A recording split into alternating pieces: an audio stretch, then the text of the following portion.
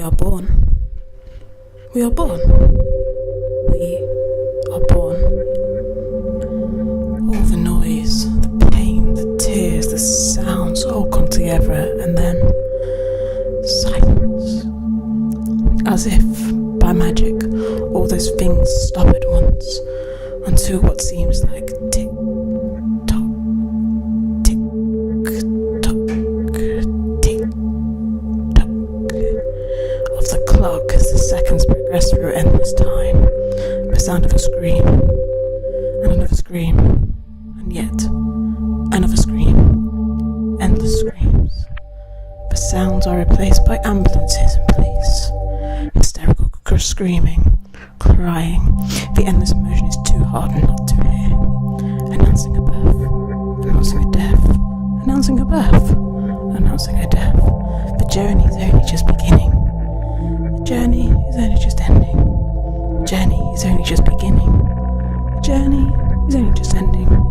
Pleased to announce the birth, the death of tragically young, the pain of one day, the happiness of one day, mixed into one November day, day, day, day, day.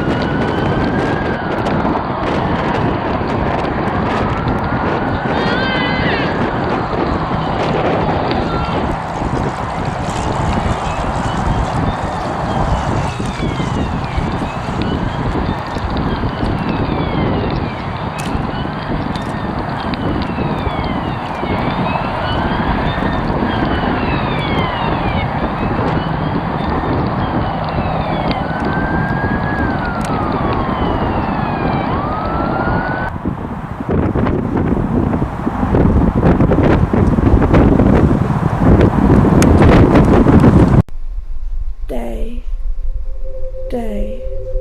What a wonderful day. Day. I told him to stay. Begged not to go. I was late. 4 days late. What would have been if I wasn't for days late? Shouldn't have gone, but went anyway.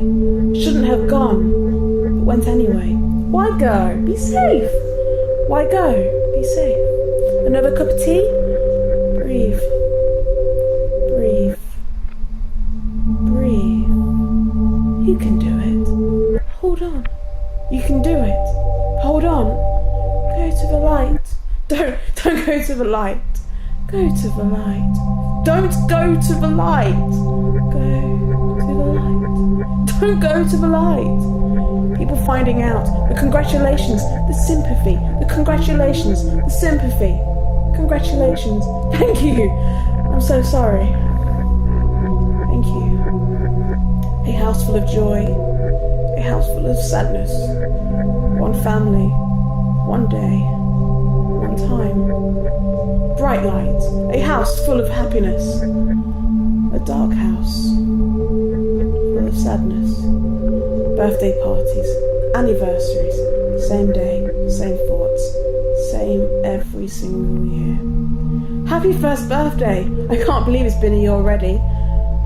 How's she doing today? Isn't he getting big now? One already how time flies. Tell her I'm thinking of her. As time goes on, the pain begins to dwindle. The heartache, though, is a constant thread through the tapestry of life. Celebrating a birthday and remembering a loved one. Celebrating a birthday, remembering a loved one.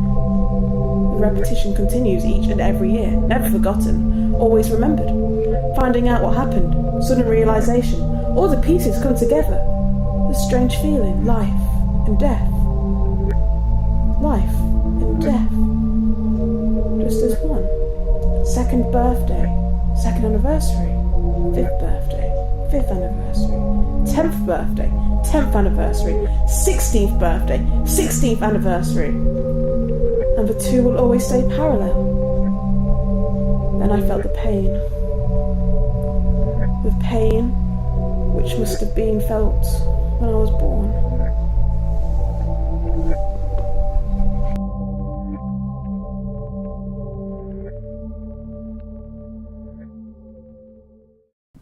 I still see the day with perfect clarity.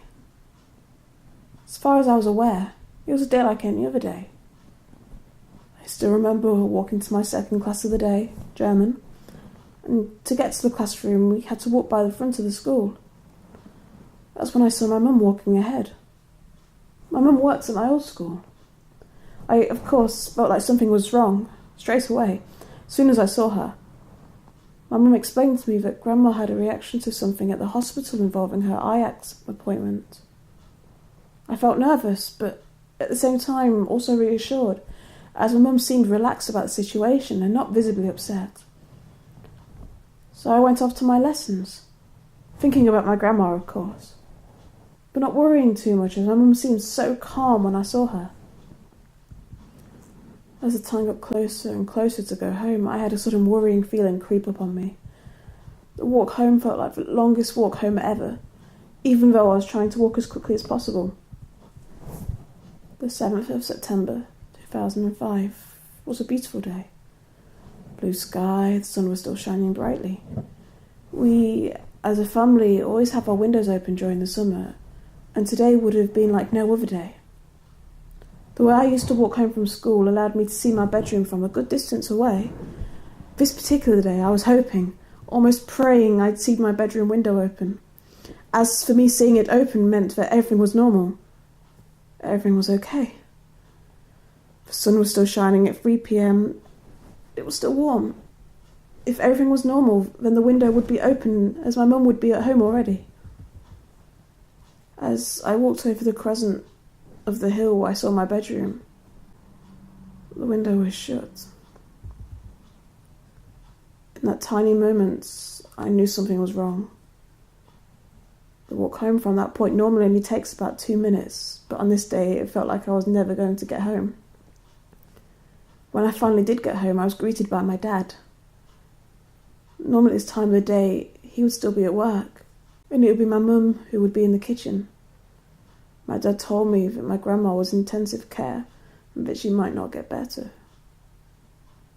Perhaps I was in shock at that moment, as I didn't seem to react much at all at that stage. It was only when I got upstairs and I was getting ready to go to the hospital that almost out of nowhere, a single tear escaped my eye and started running down my cheek. We arrived at the hospital. I remember being taken to a room where I saw my family, crying. My mum was a much different person now to how she was earlier in the day.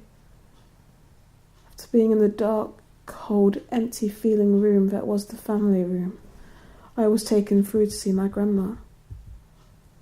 The beeps of all the machines keeping people alive were pretty much the only sound I could hear. Then as I came around the corner, I saw my grandma, holding my grandma's hand, talking to her if she was going to sit up and reply. As I got closer and closer, I remember the tears appearing once again. This time it was like a constant river, rather than a little stream. Even through all the tears I shed that day, I still remember the day with perfect clarity.